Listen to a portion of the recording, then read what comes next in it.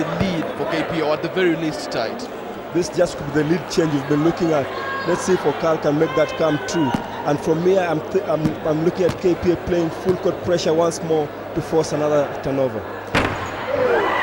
Okal misses the first one. His clutch credentials being called into question here, because as one of your team's star players, you should be making both of these. Definitely, I know. He makes the second one. It's a tight game now with just about a minute left to play, and there's a substitution.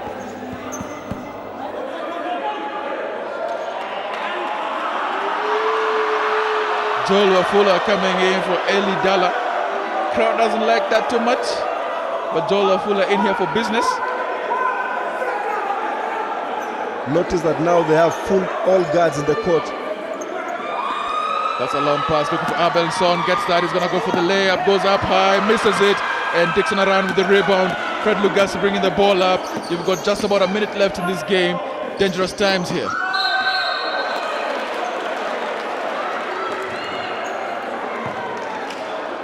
And they're gonna call a foul against the Blazers. It's against number 6, Joe Wafula, his 4th foul. As a coach, do you mind that with 1 minute left on the clock? We really have nothing to lose. He's giving us a good offense, patience, one of the experienced players. He knows as much that he has 4 fouls. He's going to take care of himself. Let's see. Right, Joel Afula then expected to take care of himself by Coach Ben. That is a clank free throw, and just like that by Tonio Kelo, that makes that a good foul because they did not score on the easy lane. Tonio Kelo looking for his second shot. He swishes that one in to give KPA the lead. KPA with that high, that full court press. Blazers looking to break that, and they do. They get the ball to George Makori. Makori showing good control. He's going to try to drive to the hoop. He goes up and he misses that one. Big rebound by Lugasi, and now Blazers looking for the steal. And Son gets the ball. Fake goes up. That's good. Abelson, the veteran player, 12 years in this league, makes that basket, brings the Blazers back in the lead. Abel has just refused to let these guys go. He's working tirelessly. Refusing to give up. KPA get the ball back, and now you've got Tonio Kelo. Tonio Kelo gets it out, and that's a big rebound by Akan, and that's tipped in by Ariel Okal. This is a big game, and when he celebrates, the Blazers turn that ball over. KPA with a 1-point lead. Just about half a minute left in this one. Timeout called by KPA. They're going to talk this one over. That turnover could well mean the end of the game for Blazers. That's a serious blunder. Shouldn't happen at this time. There is no need to rush. The differential between the game clock and the shot clock is 3 seconds. Why would you want to throw that long court pass? Make it a 1-possession game and all of that. Okay, listen up. That is a 2-possession game, 27.2 seconds. It is a 2-possession game. Cindy, we have 18 seconds on the shot clock. What you have to do, guys, you have to have some good build work on the offense. We share the ball, we move the ball. You have to score on this possession. You have to score. It's either we score on the line or we score on our possession. So the worst offense you can play is to go on the line. So, is to go on the line. Tumeliona jamaa? Teamwork jamaa. It will not matter who scored the last basket. What matters is we play together. What matters is, am I talking to somebody? Huh? We play as a team.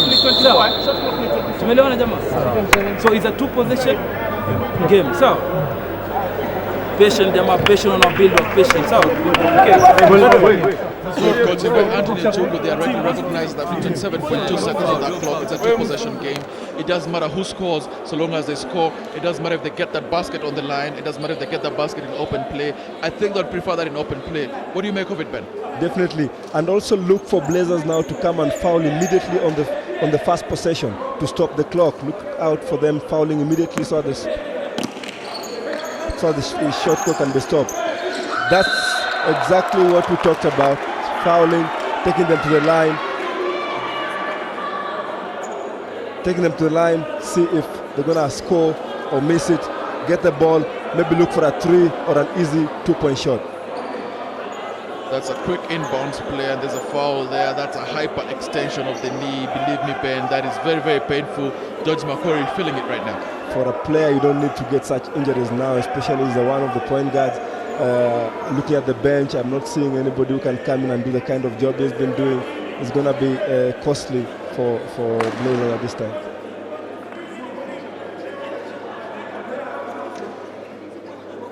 There's the crowd, which has become quite sizable. Basketball, of course, one of the top 5 most popular games in Kenya, especially at high school level. It is one of the top 2 most popular games.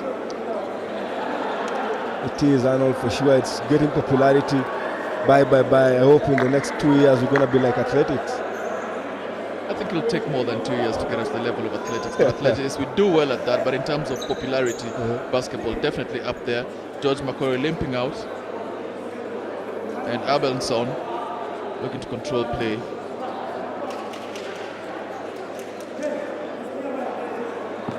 Samuel Ochola goes to the line looking to put the icing on the game.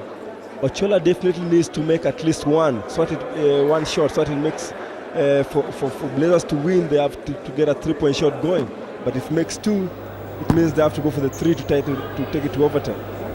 Yes, indeed, and extra fun will be exactly what we need here. That one clangs out and now gets a bit more tense for him. Does he actually try to make these, or does he try to intentionally miss and hope that they can corral the rebound? I'm looking for him to go and make it so they can look to do their press again. He misses that second one, and they get the rebound. Signal Cheng with that big rebound, and the Blazers look to break. They're on the fast break. Kevin Kerr looking for the layup, and he is fouled. He's gonna go to the line for 2 with a chance to put the Blazers in the lead, or at the very least tie this one. This is a very big opportunity for Machoma. Remember, he's been very good at the line. He's made a couple of free throws, but also he's injured right now. So he needs to make at least 1 to tie the game, take it to overtime, or better still win the game on the line. Signal Cheng going to the line.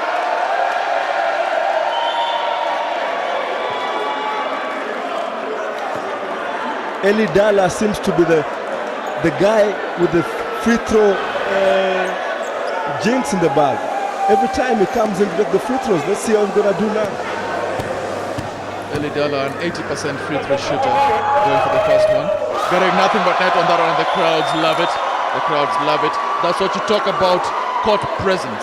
He comes in, has not done anything in the game except shoot free throws. This is definitely a utility player, knows what he's good at, waits for the opportunity, he comes and does it.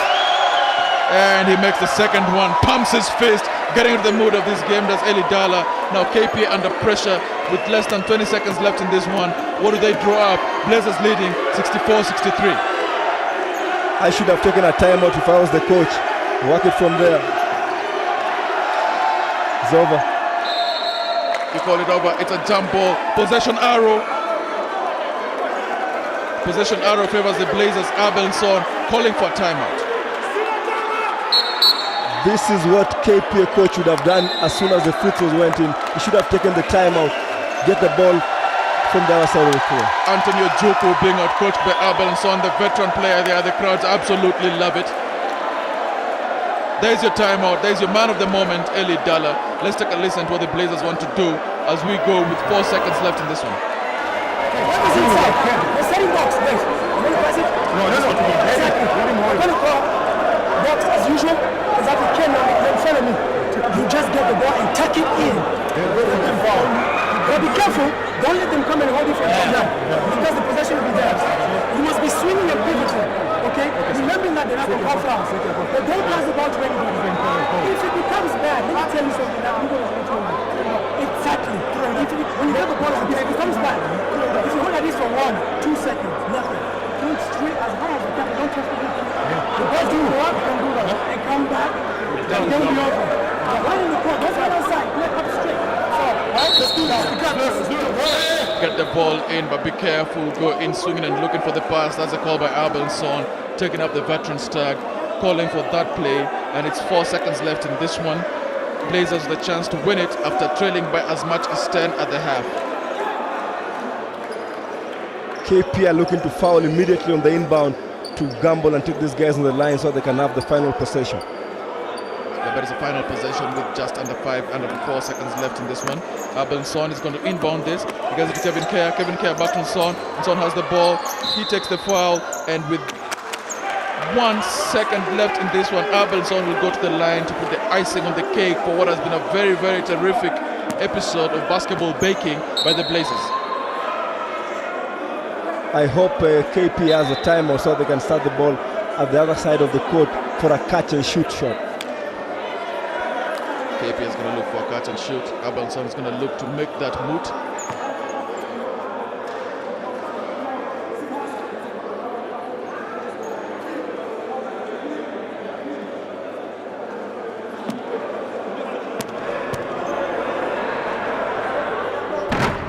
Clutch free throw by Abelson extend the Blazers lead to 2 points. And with a made basket here, he could make it such that the Blazer KP will lead at 3 points. But there's suspicion that maybe he should intentionally miss this one. I don't think so. He needs to take it all the way. And he misses that one. KP with the ball. They're going to try and dribble it. Long shot. Is it going to be good? No! Comes off the backboard. And dramatic full-time win for the Blazers by 2 points. They came back from 23-33 at halftime, led by Abelson, the veteran, and Eli Dara, the free throw specialist. They've won this one, pulled this one out of what seemed to be a very, very desperate situation, and won it 65-63. Abelson having a man of the match performance. And let's take a look at some of what he's done today. Good patience off the shots. 2 back-to-back threes from Son brought this guy's back. Good play, good leadership on the floor, even at the bench. Good job for the Blazers. They take it home this time. KP needs to go back to Mombasa, regroup, see what's gonna do when they come back to Nairobi next time. Yes, indeed. Abelson showing why he's one of the best players in the league, making shot after shot after shot. And this, the last game of our quadruple header here, has been the most dramatic, helping Blazers pull it out. And at the end of the game then, that's our man of the match, I believe. He's smiling, and as indeed he should, because he's led the Blazers to a very, very crucial win. Definitely. Good job the Blazers as a team. They stuck in there when they were down. They keep on crawling out of the hole, and it paid off eventually.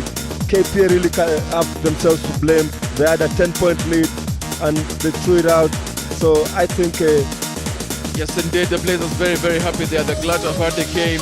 They're happy because that scoreboard confirms that our final score here today in the last of our quadruple header is Nairobi's Blazers 64, KP of Mombasa 63.